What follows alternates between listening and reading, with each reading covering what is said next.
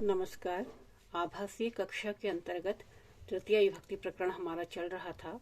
उसके जो शेष सूत्र हैं उनको आज हम क्रमशः लेंगे, उनका अध्ययन करेंगे। तो इसका जो प्रथम सूत्र है वह है इत्थम भूत लक्षणे।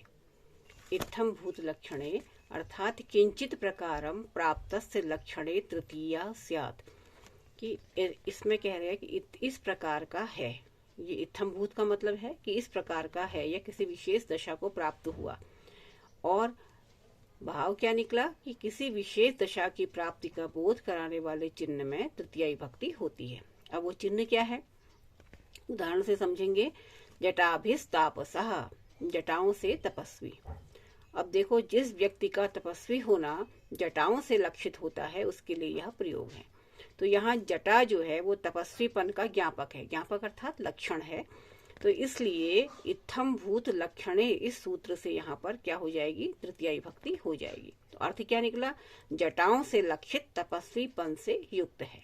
तो इत्थम भूत लक्षणे का अर्थ हो गया कि इस प्रकार का है, यह लक्षण के द्वारा जो ज्ञात हो रहा है वहां पर तृतीया विभक्ति होती है। जटाभ्यस्तापसः, इसकी आपने इसका उदाहरण देखा। तो जटाओं से प्रतीत हो रहा है कि वह तपस्वी है।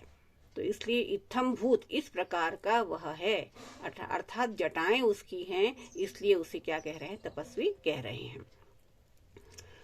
अब अग्रिम सूत्र आता है संज्ञो अन्य तरस्याम कर्मणि। संज्ञो अन्य तरस्याम समपूर्वस्य जानाते कर्मणि तृतीया वास्यात्। अब ये देखिए, ये पक्षांतर वाला सूत्र आ गया है कि एक पक्ष में तृतीया होगी और एक पक्ष में नहीं होगी। और जब तृतीया नहीं होगी तब क्या होगा, देखो, संज्ञो अन्य तरस्याम सम उपसर्ग पूर्वक कर्मणि कहा है तो कर्म आ जाएगा, है ना। तो सम उपसर्ग पूर्वक ज्ञा धातु के कर्म में विकल्प से तृतीया होती है।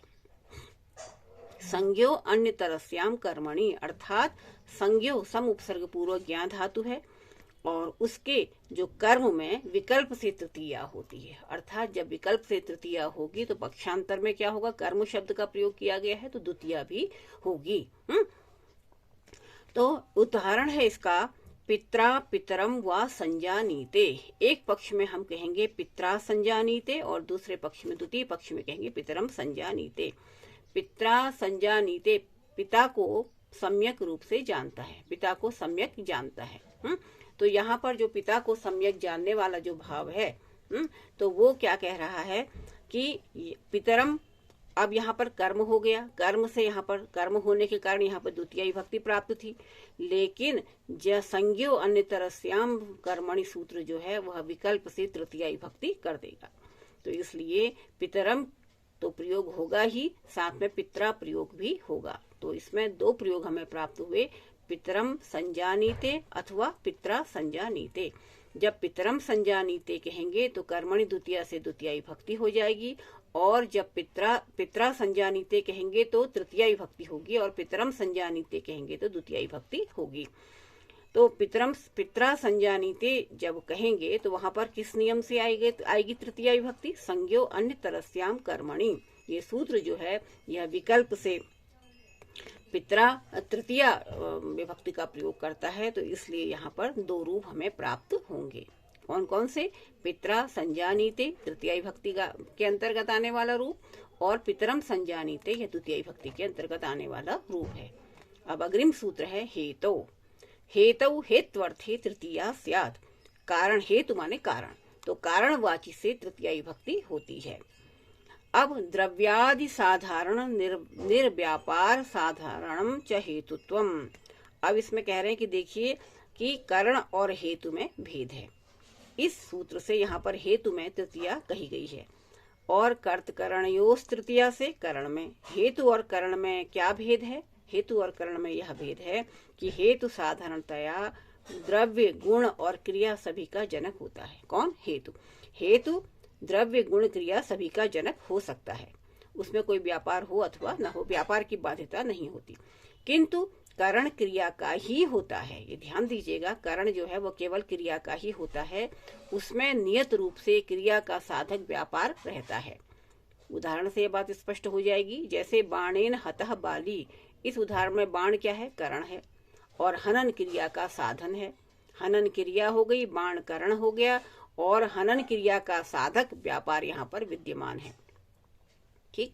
और दूसरी ओर अगर हम देखें तो जैसे हम दंडेन घटः पुण्येन दृष्टो हरि, इस प्रकार के शब्दों जब वाक्यों का प्रयोग करते हैं, जैसे दंडेन घटः, दंड से घड़ा, यहाँ पर दंड में व्यापार तो है लेकिन यह द्रव्य का हेतु है, घट का हेतु है, क्रिया का जनक नहीं है, अतः यह कारण नहीं हुआ। तो हेतु शब्द से, सूत्र से, हेतु नियम से यहाँ पर तृतीया विभक्ति हो जाएगी।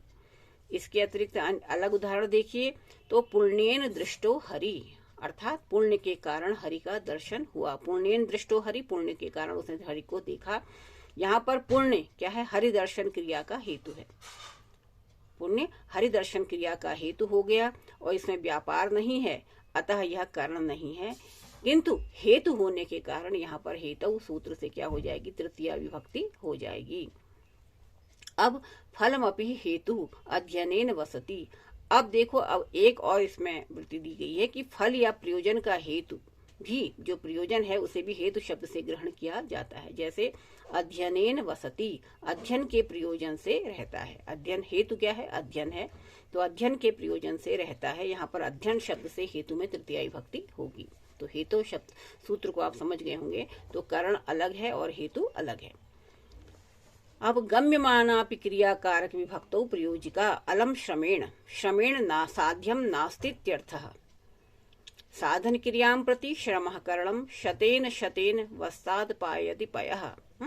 अब देखिए, आगे देखिए कि यहाँ पर गम्यमाना क्रिया कहा गया है ना, तो गम्यमाना क्रिया यदि क्रिया का वाक्य में प्रयोग न हो, यदि क्रिया का वाक्य में प्रयोग न हो और वह गम्यमान हो, अर्थात उसका अर्थ निकलता हो, तो वह कारक विभक्ति में प्रयोगिका होती है। जैसे अलम श्रमेण, अलम माने बस करो, अलम शब्द का प्रयोग बस करने अर्थ में, पर्याप्त है के अर्थ में आता है। अलम श्रमेण, श्रम से बस करो, इसका अर्थ क्या हुआ? श्रमेण साध्यम नास्ति, श्रम की आवश्यकता नहीं है। अब यहाँ पर श्रम जो है वह साधन क्रिया के प्रति कारण है। साधन क्रिया वाक्य में प्रयुक्त नहीं है, अपितु अध्याहार से जानी जाती है। ठीक है, वाक्य में प्रयुक्त नहीं है, अपितु अध्याहार से जानी जाती है, अतः गम्यमान है। अतः श्रम से भी यहाँ पर क्या हो जाएगी? श्रमेण तृतीया विभक्ति हो जाएगी।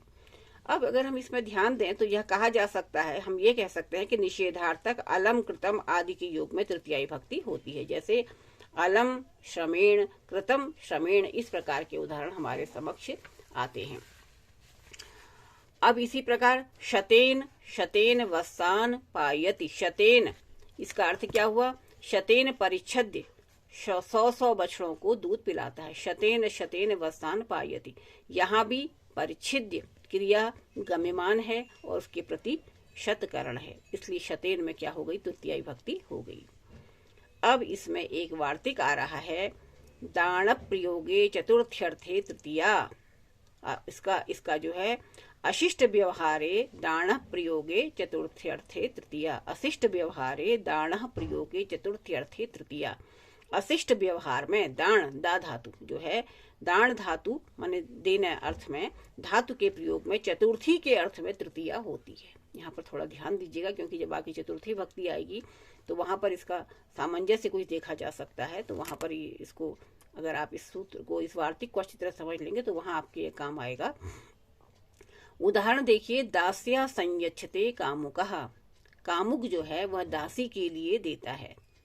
ठीक हो गया, तो दासी के लिए दे रहा है, और कौन है वो व्यक्ति देने वाला? कामुक है। तो यहाँ पर दास्या में फिर क्या होगा? अशिष्ट व्यवहारे दान प्रयोगे चतुर्थ्यर्थे तृतीया, यहाँ पर चतुर्थी का अर्थ आ रहा है दासी के लिए। दासी के लिए दा धातु का प्रयोग है, तो चतुर्थी के अर्थ में यहाँ पर इस वार्तिक से क्या हो जाएगी? तृतीया विभक्ति हो जाएगी। साधारणतः अगर हम देखें तो यहाँ पर कौन सी विभक्ति प्राप्त थी? चतुर्थी विभक्ति प्राप्त थी, किंतु अशिष्ट व्यवहार होने के कारण यहाँ पर क्या हो गया? चतुर्थी के स्थान पर तृतीया हो गई, चतुर्थी के अर्थ में तृतीया विभक्ति यहाँ पर हो गई। अब इसी प्रकार भार्या संयच्छति, अब इसके बाद भार्याये संयच्छति, अशिष्ट व्यवहार में ही चतुर्थी के स्थान पर तृतीया होती है।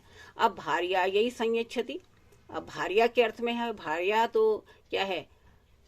नियमता है, शिष्ट व्यवहार है, वहाँ अशिष्टता का कोई भाव ही नहीं है। तो यहाँ पर धर्मयुक्त व्यवहार हो रहा है, इसलिए वहाँ पर क्या है, भार्याये संयच्छति, यहाँ पर चतुर्थी भक्ति ही होगी। भार्याये संयच्छति में चतुर्थी भक्ति होगी। और दास्या संयच्छते कामुकः, ध्यान दीजिए दास्या भी है और कामुकः भी है, तो वहाँ पर चतुर्थी के अर्थ में तृतीया भक्ति हो जाएगी।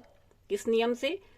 अशिष्ट व्यवहारे दान प्रयोगे चतुर्थ्यर्थे तृतीया। तो इस प्रकार से हमने देखा कि यहाँ पर विविध प्रकार के जो सूत्र थे हमारे समक्ष आए, उसके साथ वार्तिक भी हमने पढ़े। तो ये चतुर्थी भक्ति का जो ये से संबंधित जो ये वार्तिक है, कौन सा? अशिष्ट व्यवहारे दान प्रयोगे चतुर्थ्यर्थे तृतीया। ये आप इसमें जो है भिन्नता है, इसमें जो विभाग है उसको आप ध्यान रखिएगा कि दास्या संयच्छते कामुकः, यहाँ पर तो दास्या संयच्छते कामुकः में तो क्या हो जाएगी, चतुर्थी के अर्थ में तृतीया होगी। और भार्यायै संयच्छति में, क्योंकि वह शिष्ट व्यवहार है, इसलिए वहां पर क्या होगी, चतुर्थी भक्ति होगी। समझ गए ना? दास्या संयच्छते कामुकः, यहाँ पर वह कोई शिष्ट व्यवहार नहीं है, अशिष्टता है, वहां पर कोई नियमानुसार धर्मपरायण कार्य वो नहीं है। लेकिन भार्याये संयच्छति, यहाँ पर धर्मपरायण कार्य है, तो इसलिए यहाँ पर क्या होगी, भार्याये संयच्छति में चतुर्थी होगी। और दास्या संयच्छते कामुकः में क्या हो जाएगी, तृतीया भक्ति हो जाएगी। किस नियम से? अशिष्ट व्यवहारे दान प्रयोगे चतुर्थ्यर्थे तृतीया, इस नियम से यहाँ पर ये कार्य होगा। तो इस प्रकार हमने देखे हमारी तृतीया भक्ति यहाँ पर संपन्न होती है। तो हमने ये 2-3 सूत्र इसके अंतर्गत जब हमने पढ़े हैं, आशा है कि ये समझ में आए होंगे। अब चतुर्थी भक्ति प्रकरण जो है वह अग्रिम व्याख्यान में आपके समक्ष प्रस्तुत किया जाएगा। तब तक के लिए सर्वेभ्यो नमो नमः।